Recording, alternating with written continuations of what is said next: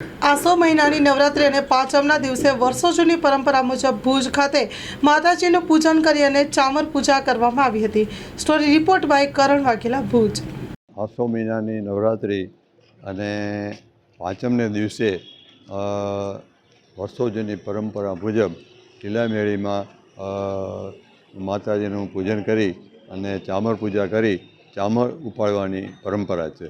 સામાન્ય રીતે પાંચમ એટલે રાખવામાં આવી છે કે જે તે સમયે રથમાં ત્યાં માતાજીને મઢ જતા અને 3 દિવસ લાગતા અને સાતમના ત્યાં પહોંચતા, પણ એ જ પરંપરા એ જ પાંચમ જે અહીંયા અત્યારે આપણે જોયું કે પૂજા કરી અને ચામર ઉપાડવામાં આવી છે। ચામર એટલે કે એક વીંઝણો કહેવાય અને જે માતાજીને ક્ષમા પ્રાર્થના માટે કહો કે એની જે કાંઈ આપણે ભૂલ થઈ હોય એના માટેની એક આ ઉપાસના છે।